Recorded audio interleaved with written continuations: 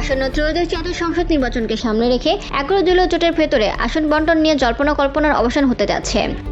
খুব শীঘ্রই জোটের শরিকদের মধ্যে চূড়ান্ত আসন সমঝোতা পৌঁছানো হবে বলে ইঙ্গিত দিয়েছেন জামায়াত ইসলামীর আমির ডক্টর শফিকুর রহমান।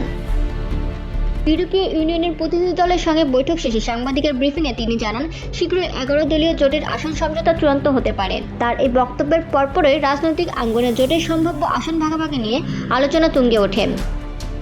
সংশ্লিষ্ট সূত্রের তথ্য অনুযায়ী 300 আসনের জাতীয় সংসদে জামায়াতে ইসলামী সবচেয়ে বেশি আসনে প্রার্থী দিতে পারবে। ধারণা করা হচ্ছে দলটি প্রায় 190টি আসনে নির্বাচন করবে। বাকি 110টি আসনে জোটের অন্য 10টি দল নিজ নিজ প্রতীক নিয়ে প্রতিদ্বন্দ্বিতা করবে।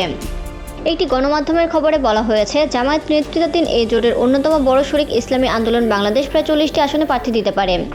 অন্যদিকে শেষ পর্যায়ে জোটে যুক্ত হওয়া ন্যাশনাল সিটিজেন পার্টি এনসিপি লড়তে পারে 30টি আসনে। এছাড়া বাংলাদেশ খেলাফত মজলিস 15টি আসনে, খেলাফত মজলিস 7টি আসনে, এলজিপি 7টি আসনে এবং এবি পার্টি 3টি আসনে প্রার্থী দিতে পারে। বিডিপি প্রতিদ্বন্দ্বিতা করতে পারে 2টি আসনে, আর জাকপা লড়বে 1টি আসনে। অবশিষ্ট 5টি আসনে জোটের আরও 3টি শরিক দলের প্রার্থী দেওয়ার সম্ভাবনা রয়েছে। সব মিলিয়ে 11 দলীয় জোটের আসন সমঝোতা চূড়ান্ত হলে নির্বাচনী রাজনীতিতে নতুন হিসাব নিকাশ শুরু হবে বলে মনে করছেন রাজনৈতিক বিশ্লেষকরা।